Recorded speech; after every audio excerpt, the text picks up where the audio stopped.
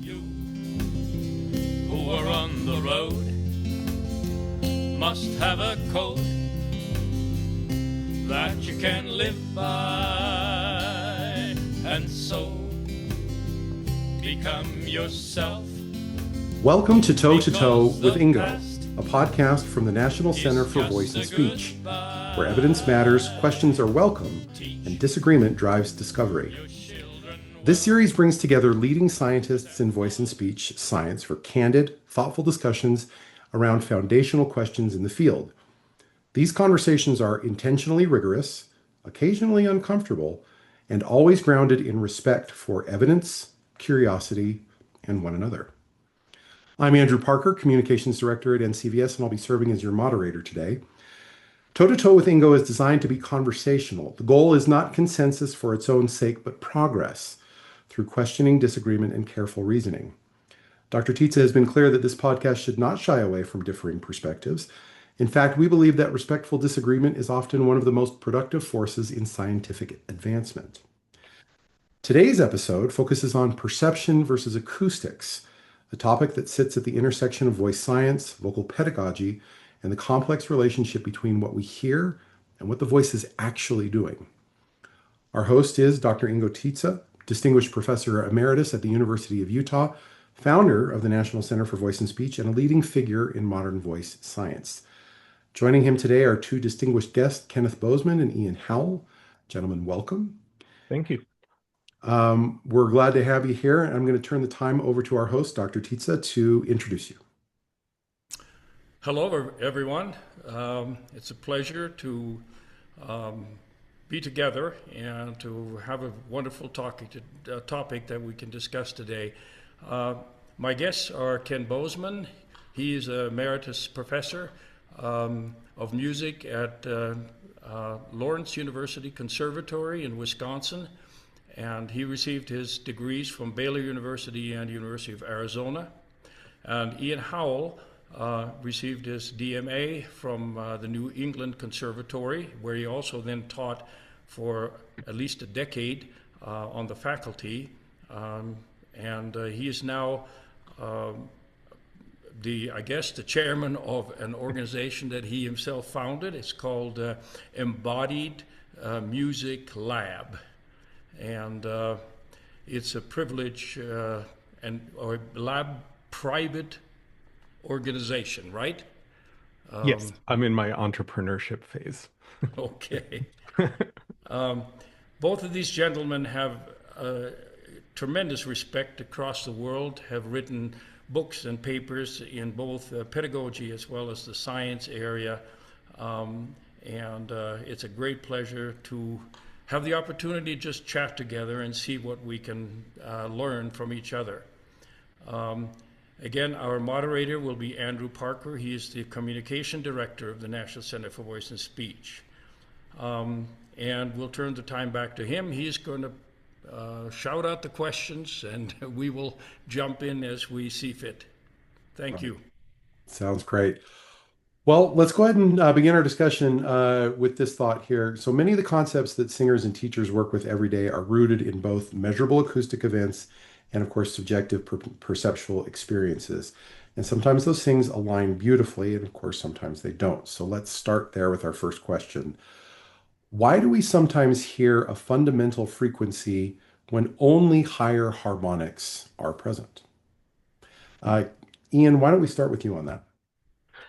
Yeah, sure. So, I mean, this is a psychoacoustical phenomenon called the missing fundamental, which has been, documented for more than a century at this point. And experientially, you find it in music treatises going back even further, and certainly any pipe organ builder understands that the way you get the lowest fundamental is with two shorter pipes that are a fifth apart, right? So conceptually, this has been around for a while. There's a number of ways that people will explain it. One of the things that I have on my mind pretty constantly at this point is trying to be able to see the conceptual lenses we're using to understand acoustics and to understand perception. One of those conceptual lenses is to understand periodic sound through the mathematical output of a discrete or fast Fourier transform. And so if one is taking that lens toward this question, then the answer then becomes, well, the way that the hearing process works and the hearing brain responds to a sound that is full of higher harmonic content, but perhaps missing the slowest components, the fundamental and even higher harmonics than the fundamental, is that the brain extracts the mathematical difference in hertz in frequency between those higher harmonics. Periodic sound being what it is, we would represent it with equally spaced harmonics in a frequency space. I think it's really interesting to look at that same question through a different lens, which is essentially, that Fourier transform is looking at a time domain phenomena that's, its pressure changes over time essentially. And it's really interesting. I think in voice pedagogy, especially, voice science much less so, but in voice pedagogy, we don't spend a ton of time looking at waveforms. Ingo, you introduce voice acoustics through the waveform in Principles of Voice Production, which I think is amazing. And then you rightly point out that waveforms are highly redundant, and so it makes sense to move into a sort of a summary mode to understand it.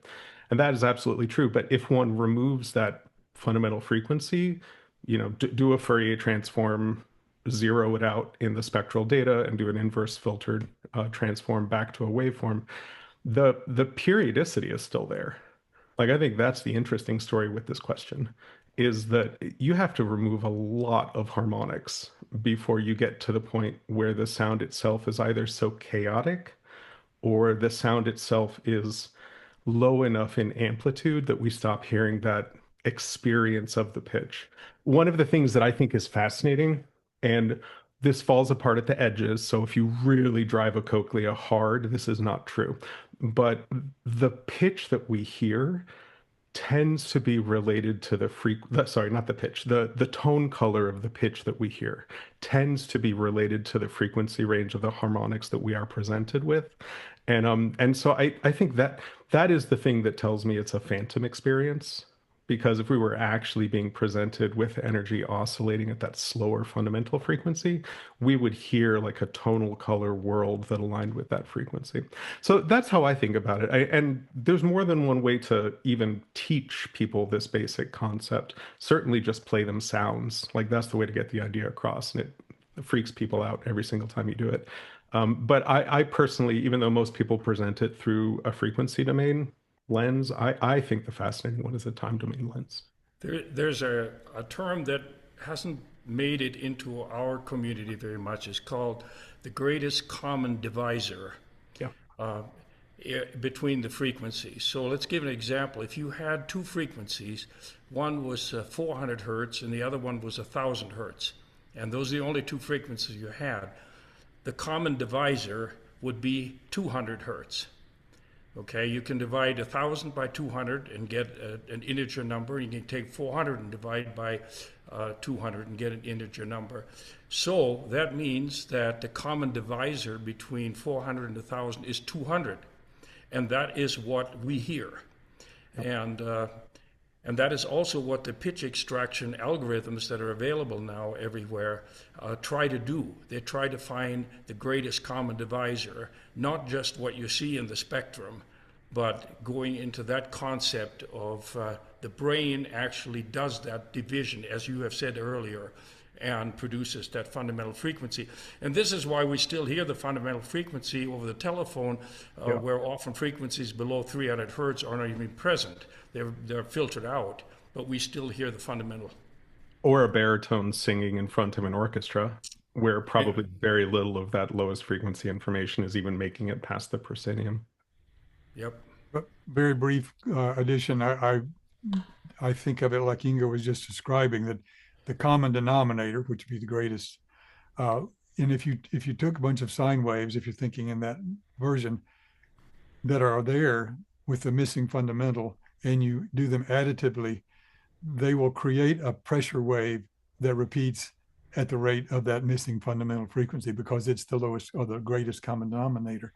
So we perceive the periodicity of that sound wave still stays at the fundamental frequency rate. which we perceive then as the pitch. So same thing. And as has been pointed out, our hearing is actually very weak lower. We perceive, this actually comes up with a later question. We perceive vibration with two different senses, touch and hearing.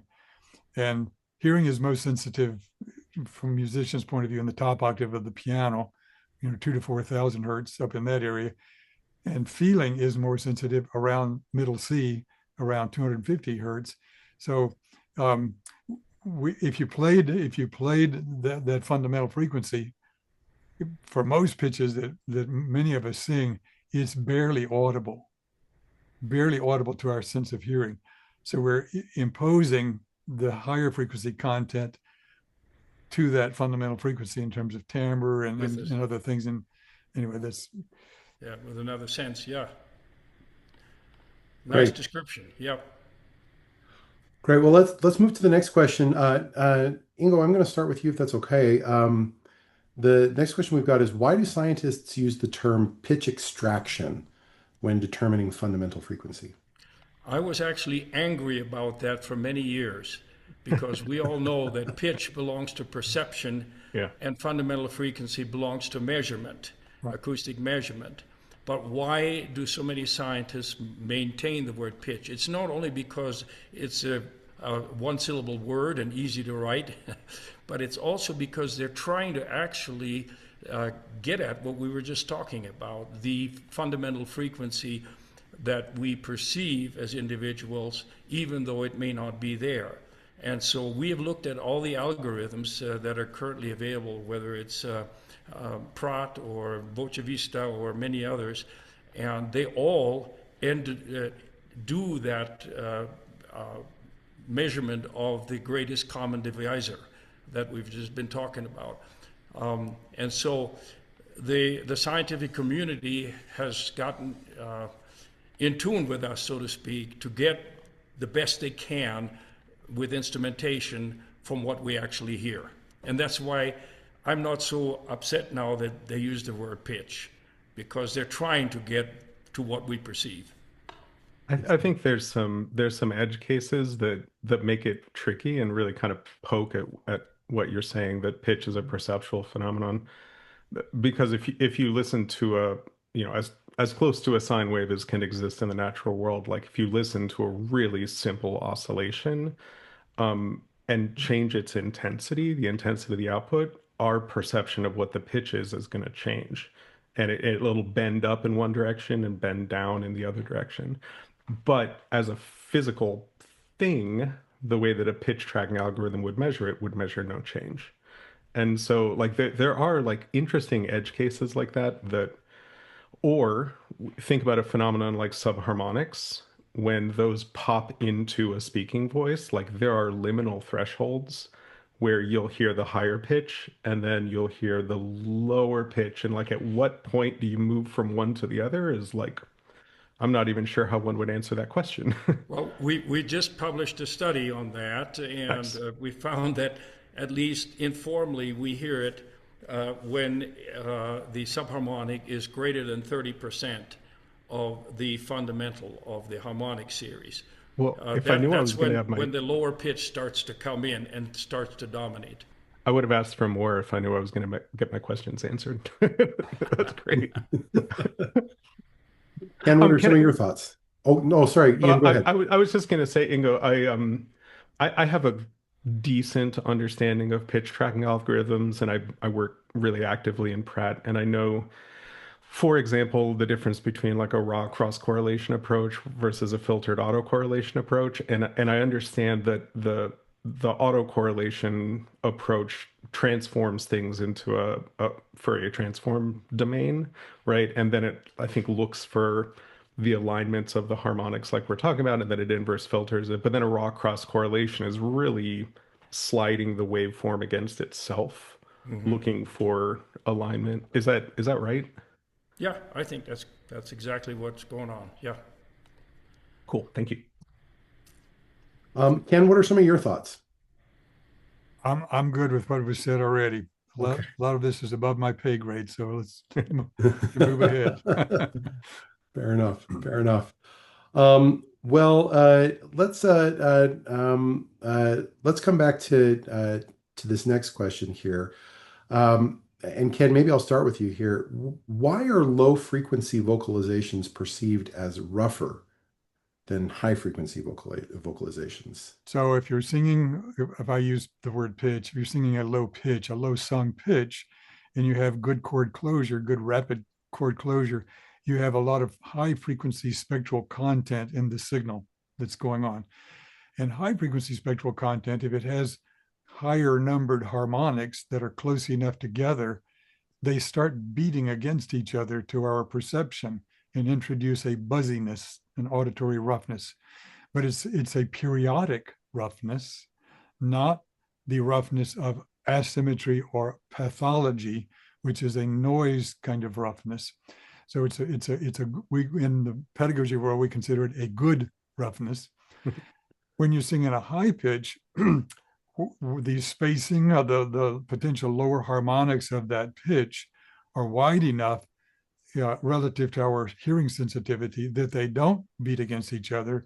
And those high, which you need to have auditory roughness from harmonic content, it has to be high, closely clustered and resonated harmonics that put in the signal these closely clustered beating against each other harmonics. When you sing a really high pitch, that level of the spectrum is way beyond our hearing sensitivity, well off the keyboard, and it may also not be being resonated by any higher resonances of the vocal tract.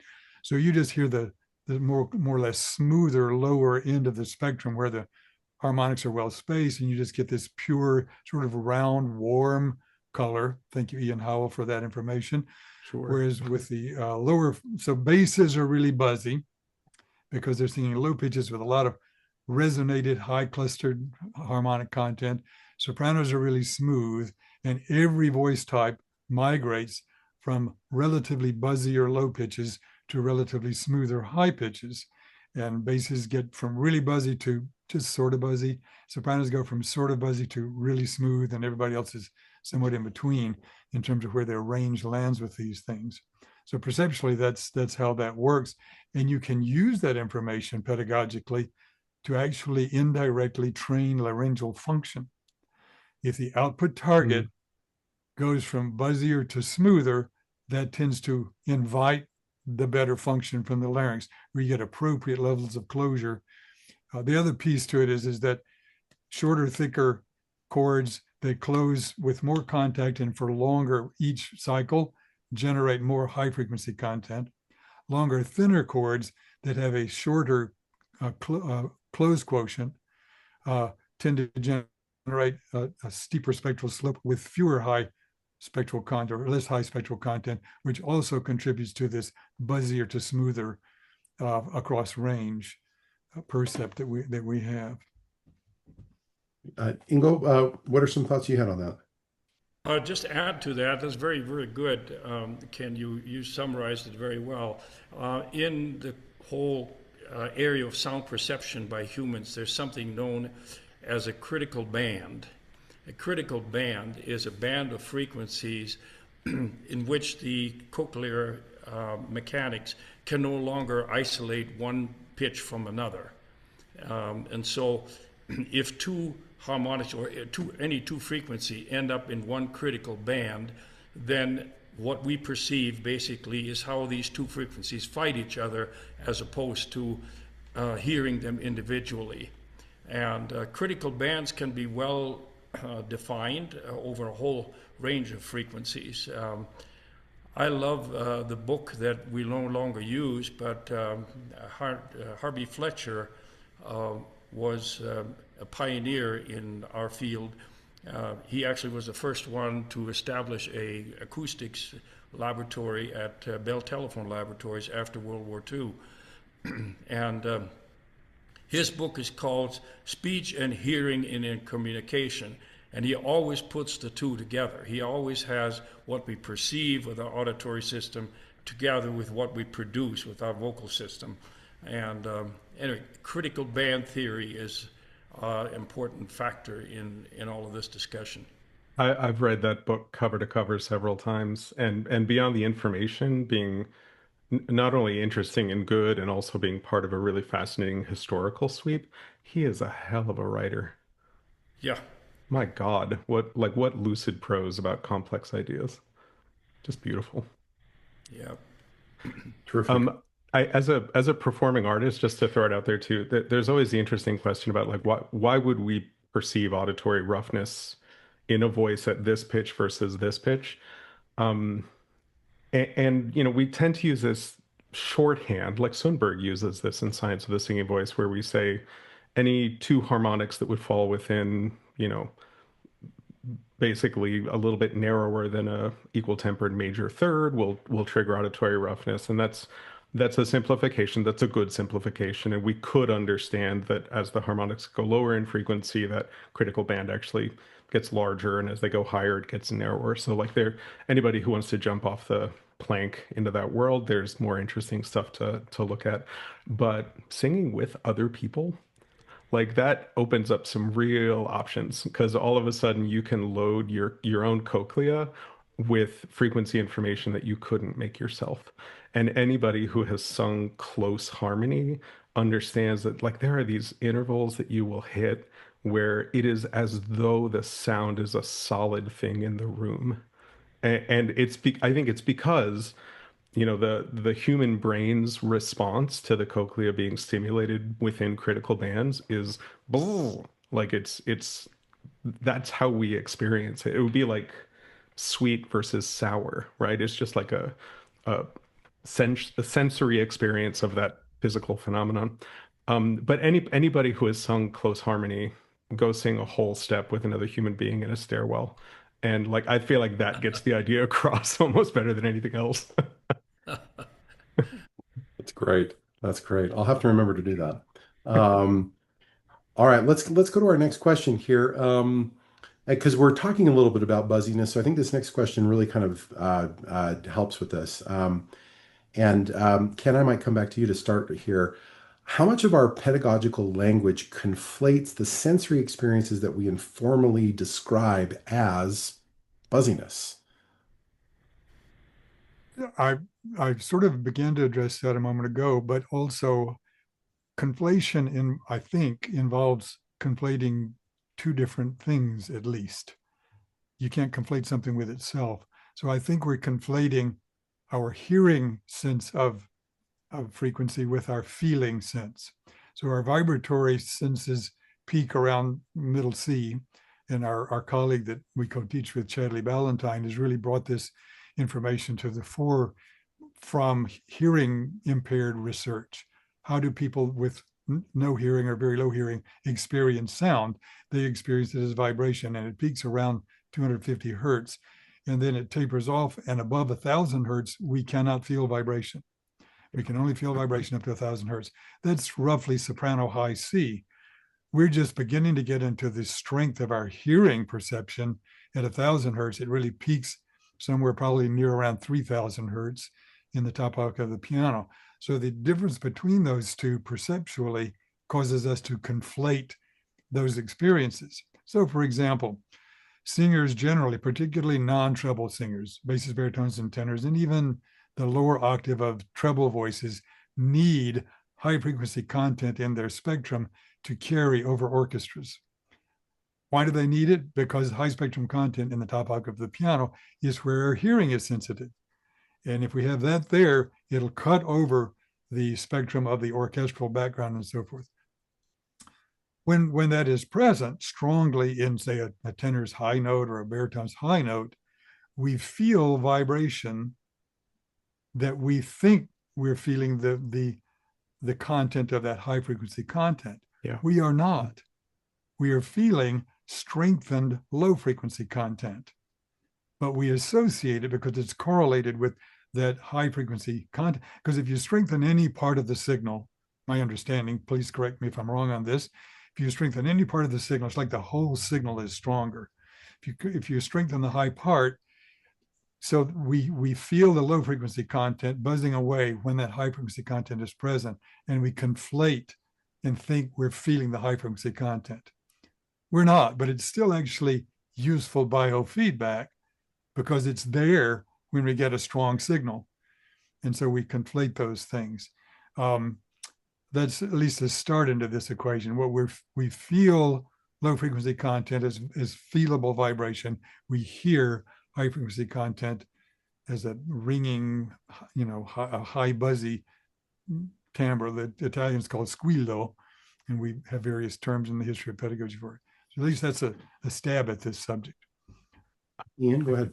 I will make the next stab. I think I'll say a controversial thing. I think that a lot of voice teaching is really challenging to falsify.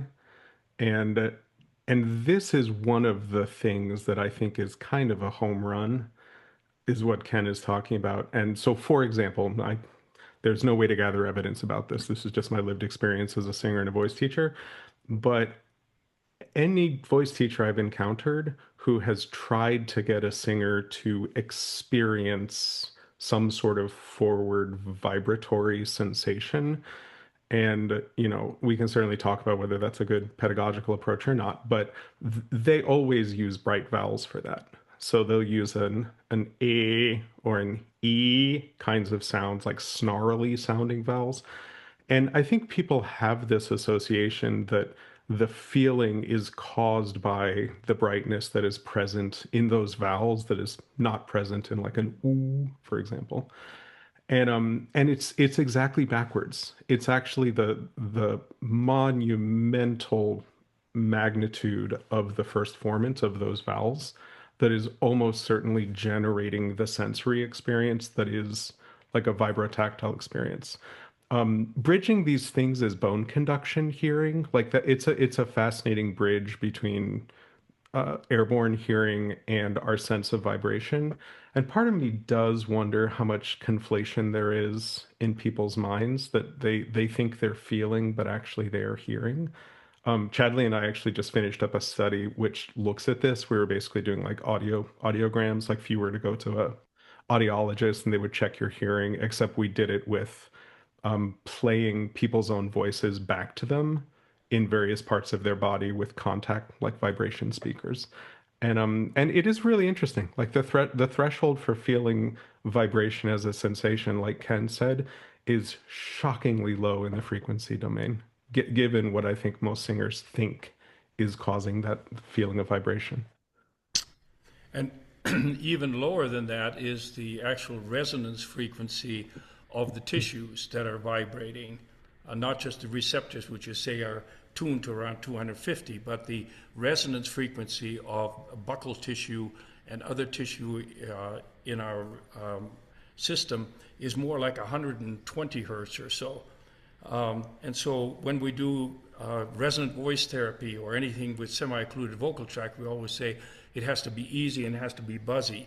But it's good for speech because that's where we are. We're in 100 to 200 hertz. By the time you get up to 500 hertz, or as you mentioned, 1,000 hertz, none of those sensations are there anymore. You got to be really loud to have those sensations. That's great. I appreciate the discussion here. Let's go to our next question. And Ingo, I'd like to start with you. Why is vocal fry more of a perceptual phenomenon than a mechanistic one? Well, from what I have learned, again, from perception of low frequencies, is that when frequencies get somewhere 70 or 50 hertz or lower, then those frequencies aren't perceived by our brain anymore as places on the cochlea, but rather as individual events that are sent to the auditory nerve and finally to the brain. In other words, what you hear is just pop, pop, pop, pop sounds, individual sounds that aren't necessarily connected in a continuum the way normal sound is. And the breakover region there is around 70 hertz or so. But that means that you can have many, many mechanisms that produce the same thing, as long as there is the perception of sound, gap. You can use all kinds of different mechanisms inside in the vocal folds and still produce that same effect, that same feeling of gap, sound, no gap, or sound, no sound, sound, no sound. And that's why I don't think it's a mechanism. And the people who put M's in front of mechanisms like M1 and M2 and so forth use M0 for fry. And I have not yet been convinced that there is any one mechanism that produces this, but there are many, many mechanisms that give you that perception. I think there's in the metal screamo distorted singing practice world, there's also really interesting use of the term fry. Like it nests as a compound term. So there's something called a fry scream, for example, that would definitely be considered to be pitched. That has nothing to do, I think, with what most of us would call vocal fry. So like I would say even uptake of the term itself is fracturing at this point in a really interesting way. Interesting because it points us towards new sounds maybe we didn't know the human voice could make. I want to ask you a question though, Ingo. I always wonder about this, like how much of that 70 hertz ish cutoff is because of the periodicity and how much of it is because the nature of the vocal tract when excited is to dampen rapidly and especially dampen higher frequency energy probably more rapidly than lower frequency energy. How much of it is the gap? Which is to say, if my vocal tract were like a wine glass and I pulsed at 70 hertz and the resonance just kept going, for several seconds, would we still perceive it in the way that we perceive it now? Well, in terms of the limited experiments that I did, and that was many years ago with Anat Kedar, what we did is we simply changed the length of the gap where there was no sound and left everything the same. In other words, the pulse that was created by collision of the vocal folds, and then the resonance stopped, and then we changed the gap. And that's how we determined 70 hertz was the transition frequency. But you're right, if you figure out a way of not dampening the energy in the vocal tract easily, even at 70 hertz, you could still have a continuous sound, and that probably then would not end up being fry-like. So you could have normal vibration in whatever register you want to call it, maybe down to 50 hertz or even lower. Very cool. So I think your question is right on target. And I'd like to get your thoughts on some of this. Very, very few. First of all, Ingo, if you're right, if there's no mechanism there, then maybe the zero is an appropriate mechanism. Zero. There is no mechanism. Okay, I get it. Zero means no mechanism. Okay. Right. I got it. Right. So the other one was that you can take a click, a spaced click. I make this comment. I say, pressure variations are experienced by humans on a continuum. If they're really slow, we experience that as weather. Yeah. If they are abrupt but infrequent enough, we perceive that as rhythm. But if you get them close enough together, then we start perceiving it as pitch. So it may be, I'd be very curious to see, because I've got a little app that does this that Christopher Besh put together for us, actually, as a colleague, where he starts with clicks and he speeds up the frequency of the clicks, and you hear them as individual rhythmic clicks, and then as it gets fast enough, all of a sudden you start hearing them as pitch. And if you run that through a Fourier transform, you'll start getting frequencies appearing, but you don't get the frequencies from the individual clicks, even though every sound has frequency content. You just get this vertical striation, and then anyway, it's very, very fun. So then, and then if you get them fast enough, then they're supersonic and we can't hear them at all. So we go from weather to rhythm to pitch to supersonic. All right. Okay. I'm really enjoying the discussion. So we've got a couple more questions here that I'd like to get to here. So let's maybe move away from some of the mechanistic discussion and talk about sound pressure. And Ingo, I'll start with you again here. Why does sound pressure level not always correspond to perceived loudness? Well, I bring us right back to Harvey Fletcher. There is something known as the Fletcher-Munson curves, and they are equal loudness curves. Everybody in our field should know that diagram. Yeah. That should be the number one, along with maybe formant frequencies or whatever, of vowels. But it shows that our ears are most sensitive to frequencies around 1,000 to 3,000 hertz. And if you want to get the same loudness perception at lower frequencies and higher frequencies, then you have to give more sound pressure level to get the same effective loudness. But this is not how a sound level meter is calibrated. It can be calibrated to have that same difference that we have from our auditory system, but most of the time the sound level meters just gives us the amount of sound physically that is there. But our auditory system gives us basically what is known as the Fletcher-Munson curves. Yeah, maybe Ian, you can add to that, or everybody else. I think it's a little bit like asking a question as to what color a flower is, and then it depends on whether you're a bird or a human, because we can't see ultraviolet, for example, and some colors radiate in beautiful ultraviolet color. And so I think the entire world that we know is mediated through our senses. Everything is beyond a veil that we can't really pierce. And so, the Fletcher-Munson equal loudness contours is like a great example of this, because we shouldn't anticipate being able to hear certain frequencies well. This is so true. It's in the law, right? Like OSHA and NIOSH requirements for work sites, they can have much higher intensity sounds as long as they fall outside of the range of hearing sensitivity. And there's a low frequency world going on outside right now that is cacophonous, that we're not aware of and will never be aware of. I think this is another thing that voice teachers really need to know about, and not even from a mathematical model point of view, but just from a practical application point of view.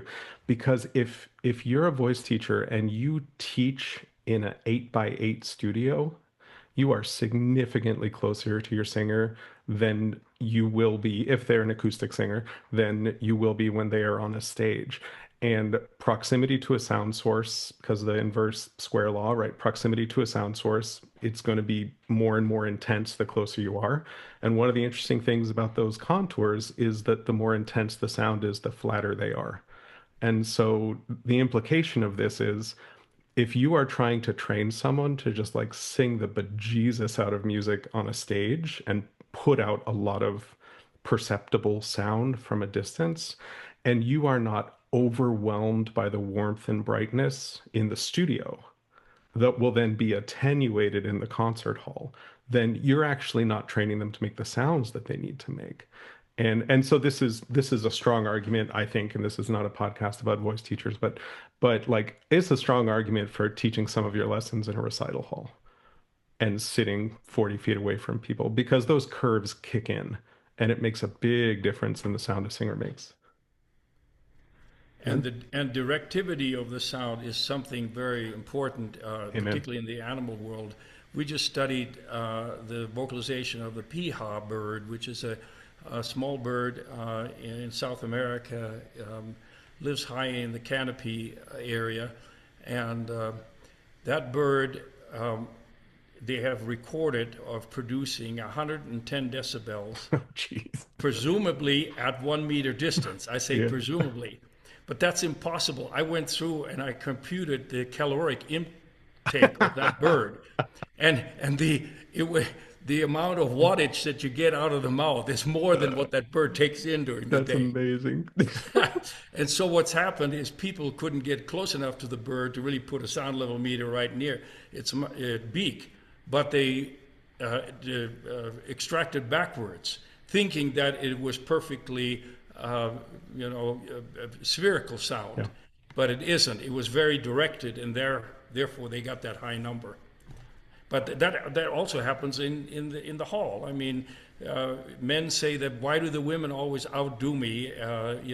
With the high frequencies back deep into the concert hall, is because the high frequencies are more direct.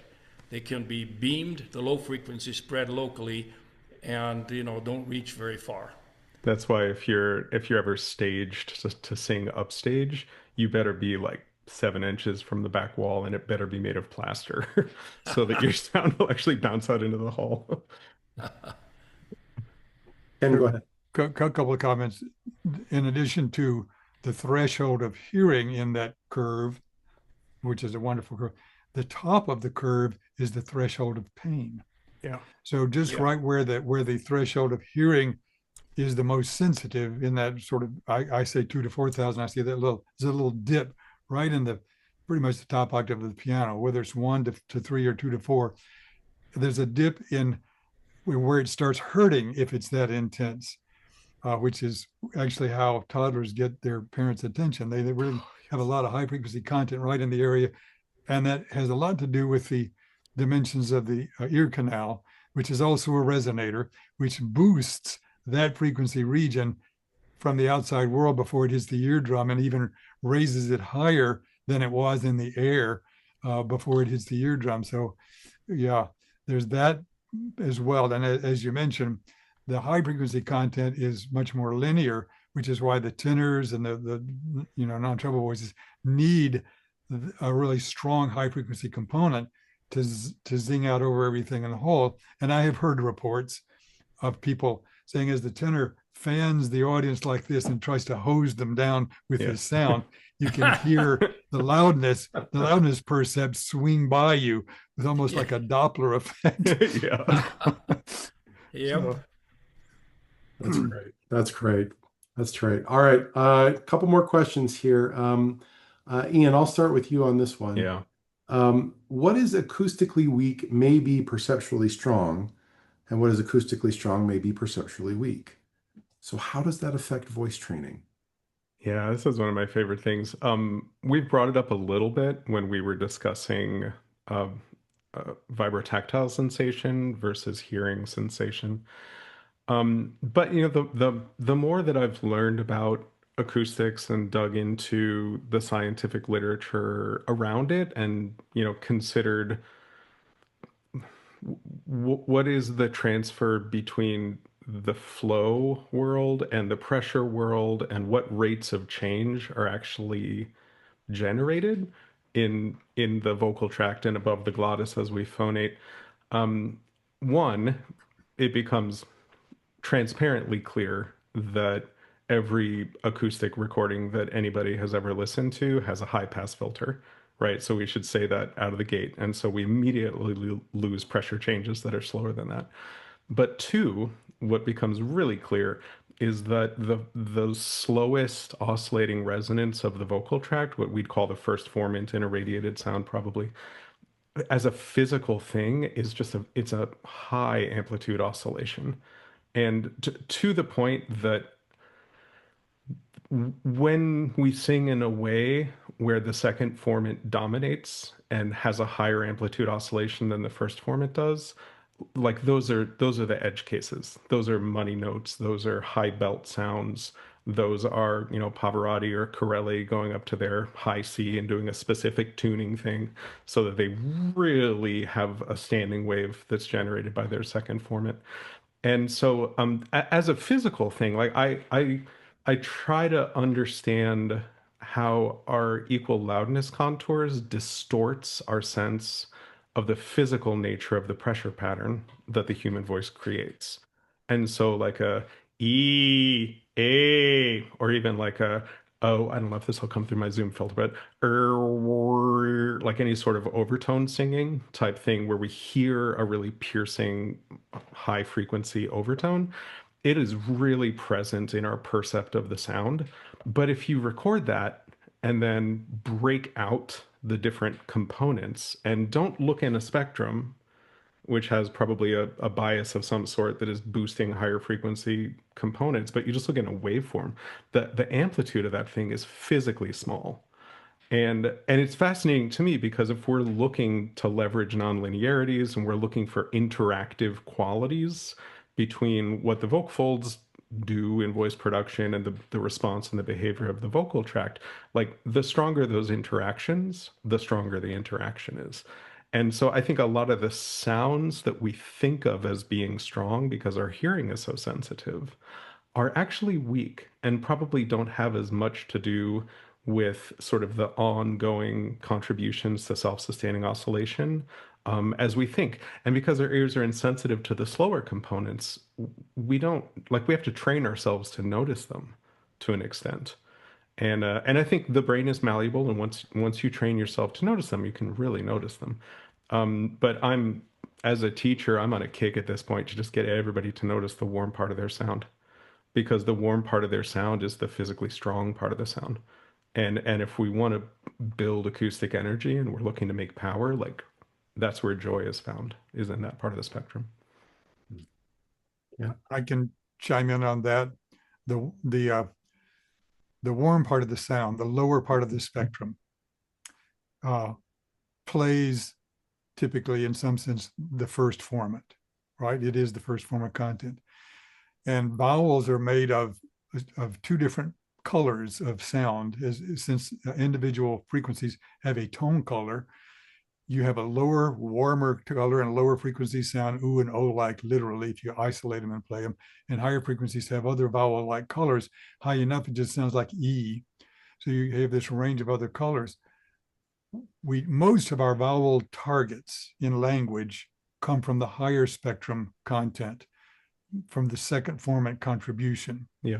And I do a Kowtow whisper exploration that helps train resonance tuning, because if you introduce a whisper, it has theoretically every frequency in it. It's like a sweep of frequencies, so it completely populates the transfer function of the vocal tract. And you can hear, then in that case, your resonance structure and the formants you hear on the outside are the same thing, because you've completely populated the resonance structure with spectral content, and it radiates, and you can hear those. We hear the second formant contribution way stronger, because our hearing is stronger at the higher end. So if I do an example,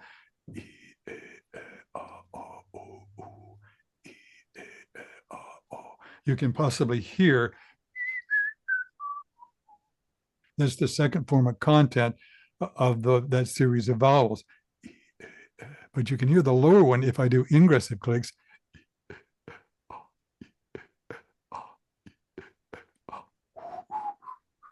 Mm-hmm. And they're both there. And you can train your ear to begin to hear them both. While hearing that lower one, like Ian was saying, we tend to ignore it for two reasons. It's not the language sound we're going for. Yeah. It's the complementary sound that completes the vowel and makes it sound nice. But the identifying color of the vowel is for most vowels, except for oo and o, comes from that second formant contribution.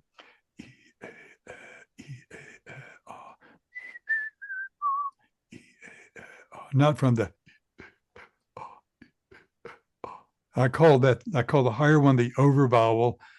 For the studio, I use terms that are friendly. It's higher and it's vowel-like, so let's call it the over vowel. I could have called it the higher vowel. And the other one I call the under vowel. And for the warmth, we need sufficient under vowel in the radiated signal to have a nice balanced Kowtow timbre, which is historic pedagogy term for a balance of high and low frequency content, warmth and ring, warmth and clarity. But it's a trick to start hearing that under vowel color. So normally if I do most people with good hearing that haven't lost hearing off the top hear and they don't hear the. So, Yeah. Ken, why don't you just call it the higher color and the lower color? Yep, you could. But it has a vowel-like color that they identify with. But you're right, it's the higher color and the lower color. I could have called it anything. It's too late, Ingo. I'm already in print calling it the over vowel and the under vowel. And now that's spread out through the pedagogy world. But I identify it as the second form of contribution and the first form of contribution. So they know, you know, more scientifically what's creating it, you know. But in the studio, I don't tell my students, can you give me a little more second harmonic on your first formant? I don't do that kind of thing to the poor student in the studio. So, can you give me a little more of that warmer vowel color, more of the higher, the brighter? I actually in the studio, I talk about the brighter and the darker colors. We need more of the high brighter and the low darker. So I use a variety of terms for that. But fair enough. I just, I made up another term. I know you didn't care for that when I first presented that. All right, let's, Ingo, do you have any thoughts on this topic that you'd like to share? No, I think it was well explained by our great teachers of singing of all styles. So much appreciated. All right, I'm going to come to the next question here, Ingo, we'll start with you. Can we still conceptualize voice production through the linear, non-interactive source filter model and then simply tack on ideas related to non-linearities? Generally, no. Amen. think we can start there. We can start there, but we don't end there, particularly now with the new sound productions that everybody wants to make with multiple sound sources. For example, the true folds and the ventricular folds vibrating at the same time, and maybe even the area epiglottic fold. Then you have interactions between these sources, and you have the interaction of all the sources with the vocal tract. And that creates actually new frequencies, because every time, if you, for a moment, allow me to say, a sinusoid is one of the frequencies. Every time you multiply a sinusoid by another sinusoid of a different frequency, you get what are known as difference frequencies. There are literally new frequencies that are produced. And the linear theory will never give you that. You can work all of your life on it. It will never give you that difference frequency. And that's what a lot of the heavy metal singers now are counting on, is to have this enormous spectrum. For example, if you have two frequencies, say one of them is 20 hertz and the other one, let's say one is 120 hertz and the other one is 100 hertz.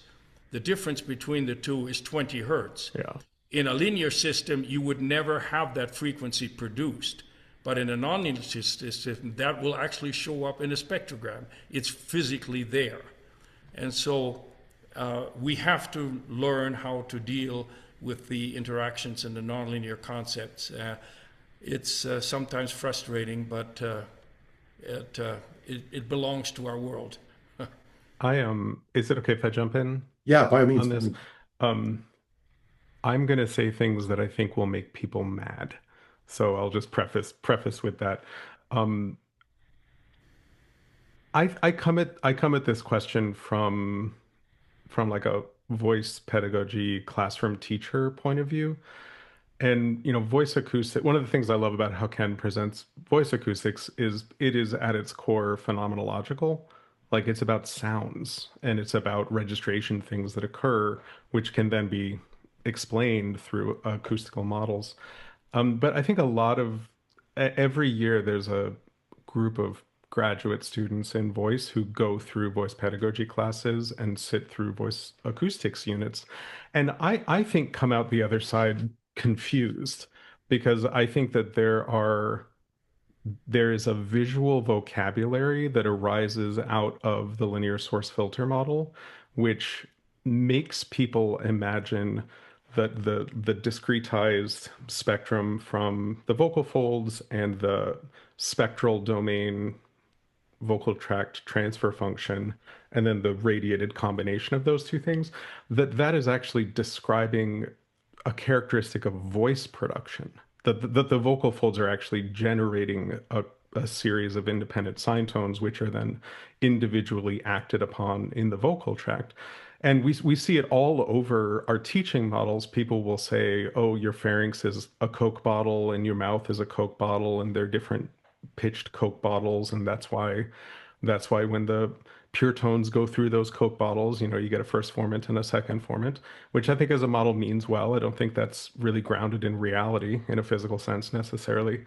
And I'm not really convinced that the voice pedagogy field has grappled with two quotations, which I would love to share. I'm going to paraphrase them. One is Gunnar Font.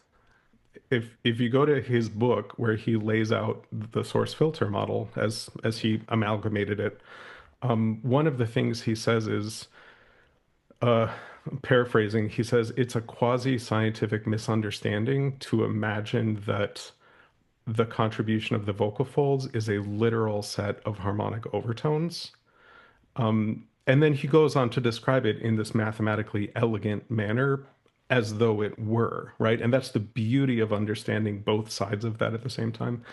If you go back to Helmholtz's work, his English translator, Alexander Ellis, it's in the margins, unfortunately, like it's in his editor's notes. But at one point he writes that Helmholtz did not actually think that the vocal folds produced harmonic partials, which were individual sine tones, but as his theory of hearing presumed that that's how the ear processed things, it just makes sense to imagine it as though that is what the nature of voice production is. And like the deeper I've gotten into voice acoustics and really trying to understand nonlinearities as a way to understand voice production itself rather than post hoc voice analysis, it has gotten harder and harder to literally imagine that the linear source filter model is accurate. And so if that is true, what fills that space? Like what model could we use to simply introduce, voice acoustics to voice pedagogy communities?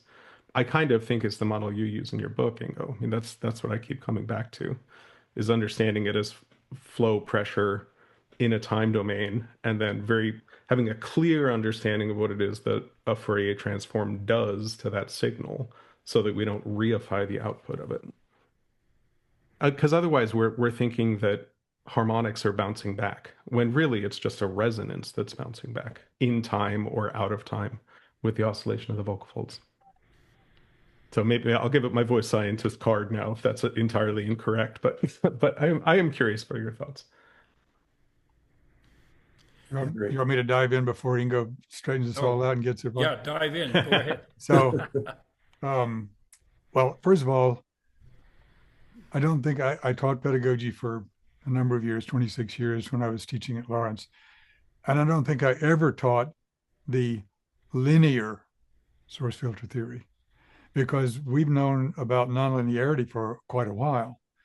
So I always, whether or not, and again, some of this is above my pay grade, because I like to tell people very honestly, I'm not a scientist. I'm a voice teacher that tries to be science informed. So I will always yield to the scientist to straighten me out if I'm misrepresenting it. Second thing I want to say is these are models of explanation. And as we know, all the way from the statistician George Box, all models are wrong, because you're modeling something that's too complex. The only thing that isn't an inaccurate model is the thing itself. And you're trying to explain the thing itself. So you have to do a model which deliberately simplifies and, eliminates some information. So therefore, we teach models. So I always taught the nonlinear source filter theory as the way of explaining these phenomena, even though realizing that's also got problems. And to pick up on what Ian was saying, the problem with the terminology, one of the problems with the terminology, and I still use this model because I think it's very useful in certain ways, of the source filter, is that it implies there's an implicit chronology. Mm-hmm. Source, filter. So you have this chronology, and we all know that the only thing the vocal folds do is open and close at the fundamental frequency. Now they can do that opening and closing with some variety, thicker or thinner, longer or shorter open or close phase, greater or lesser contact quotient. So we have the closed quotient, the contact quotient, and the rapidity of the closure versus the opening. All of those affect the nature of that single fundamental frequency oscillation, which has an impact on the potential spectrum, right? If you have more closure, longer closure per cycle, and quicker closure, you're going to have more high frequency content in the output. But what is that high frequency content? It isn't the harmonic series in a single pulse. In a single pulse, it's a noise. It's a noise sweep. And if you, even in the Fourier transform, if you choose the right bandwidth, you will see an individual pulse is a resonance-shaped noise. It has the complete form and structure of the vocal tract because it's basically exciting the air in the vocal tract, which gets excited relative to its own transfer function, its own, resonance structure. So you'll get a series of pulses that have a resonance structure. What then is being periodically it doesn't introduce a set of harmonic frequencies, though they're included in the noise frequencies. They're not special at that point. And the only ones that are featured are the ones that land within the bandwidths of those resonances, the critical band that Ingo was talking about earlier. Those get particularly strengthened, and the ones in between don't get much help. Then that noise, that resonance shaped noise, is reiterated at the fundamental frequency.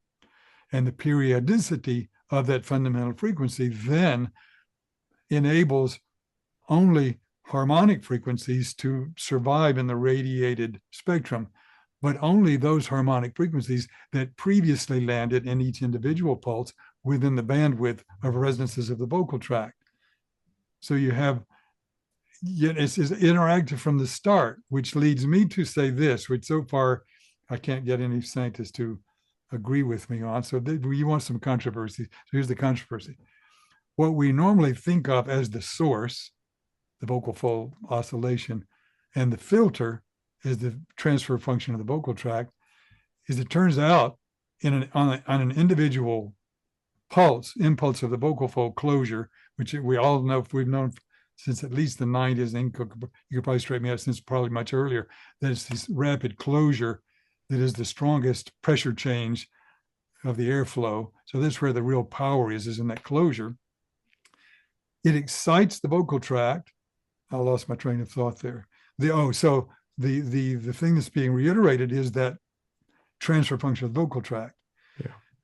And the only harmonics that get even a chance to be strengthened by the periodicity of the vocal fold oscillation are the ones that landed within the bandwidths, the critical bandwidths of the resonances.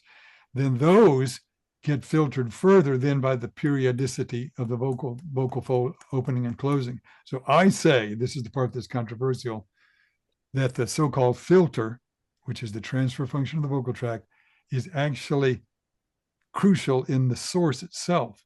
Each individual pulse is the source sound, yep. And each individual pulse is a resonance-shaped noise. So then where do we get harmonic content? By the periodicity, the ongoing periodicity of that sound only reinforces that subset of harmonics that landed in resonances. The periodicity essentially equals harmonicity.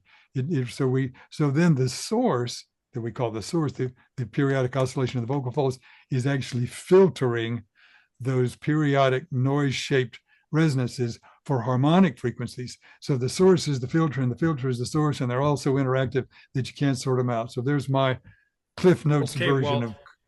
Based on that, maybe our introductory textbooks in the future should simply start to say that sound is produced in humans and animals with a source airway system. So we never separate the two. We always say that the sound is produced with a source airway system. Yeah, I'm good with that. Absolutely. And that includes the nonlinearity, because what you've just described. Yep. I think one of the things that I appreciate about your work, Ingo, that I feel like the vocabulary of the linear source filter doesn't really accommodate, certainly doesn't invite people into, is just like the notion of the flow pulse skewing, like the interaction of the vocal tract air mass at that time scale seems really important for the sound that the voice ends up making. And again, if we separate the vocal folds phenomenologically, like it's actually really difficult to understand that interactive property of the vocal tract. And we should say that you mentioned Gunnar Fant. He and his colleague Ananta Padmanabha back in the 70s already agreed that this was not a linear combination between two systems, but that there was always feedback between them and they interact with each other. Even though, as you say, in his book, he then goes on and explains everything with a linear concept, but that's because, our brains just don't follow these things that quickly. We have to understand it in simple terms first, and then we add the complexities. Yeah. I think this is a good example of the very first thing that I said, which is that there are frequently multiple lenses to try and encounter a phenomenon through.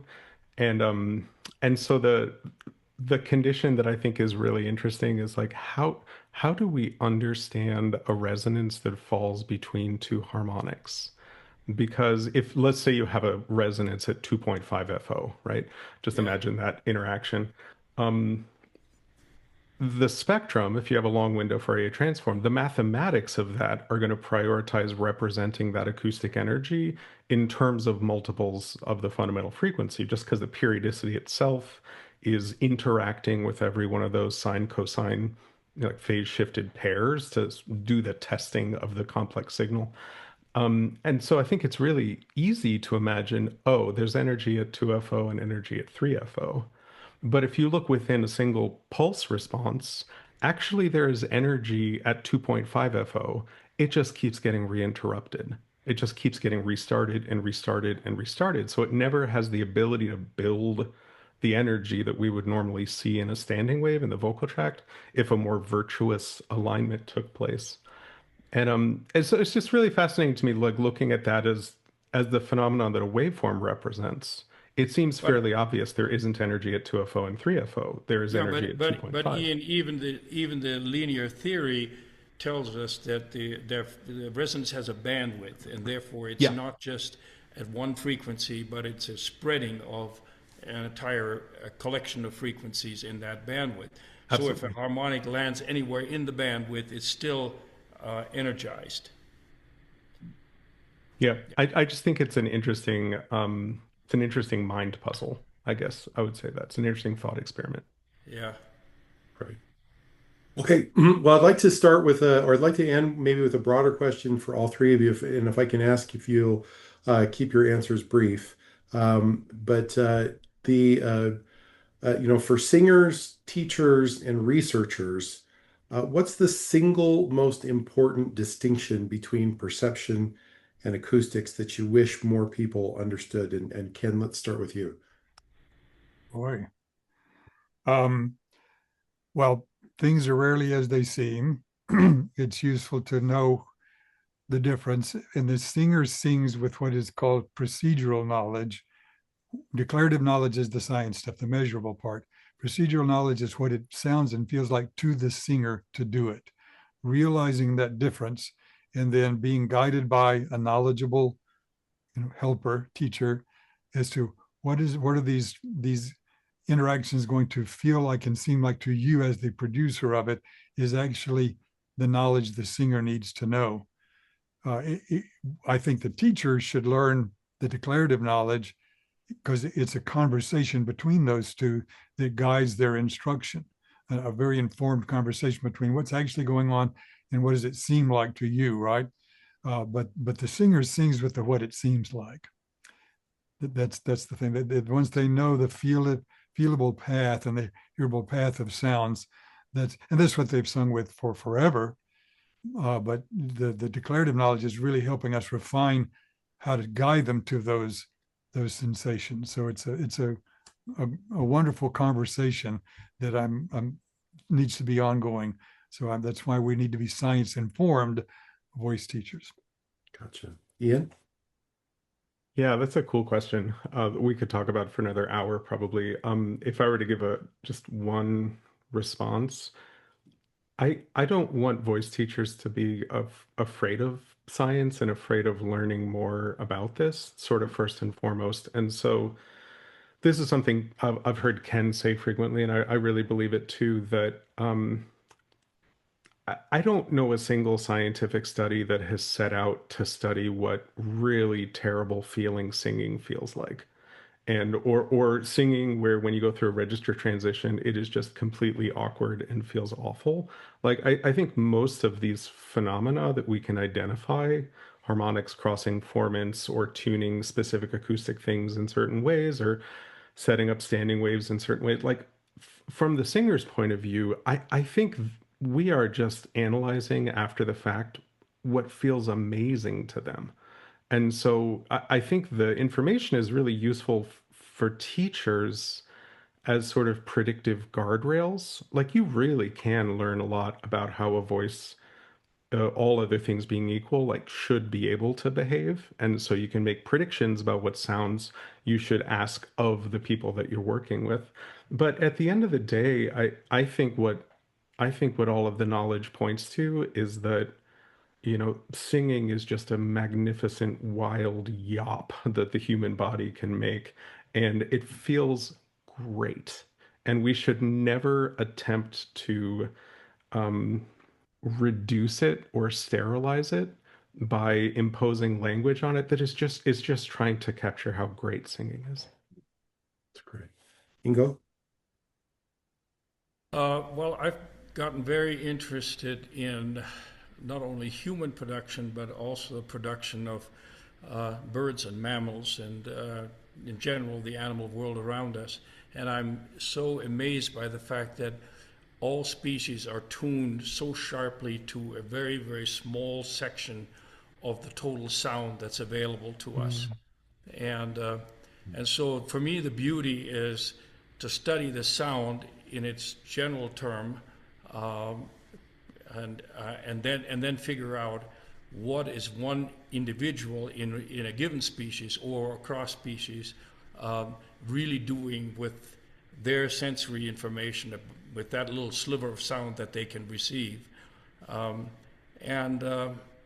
Yeah, to me, therefore, acoustics itself is not any more important than perception, but perception is every bit as important as acoustics.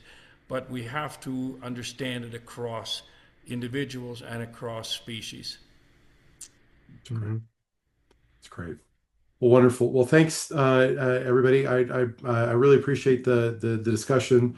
And I'm going to be thinking about that wild, magnificent yop line for a little while there. Ian. So thank you very much. And then we that. can measure it and understand it. Right. Exactly. That's the point, right? So, well, I'll go ahead and just close this out here. So thank you again, Ingo, Ian, Ken, for a really thoughtful, really engaging conversation.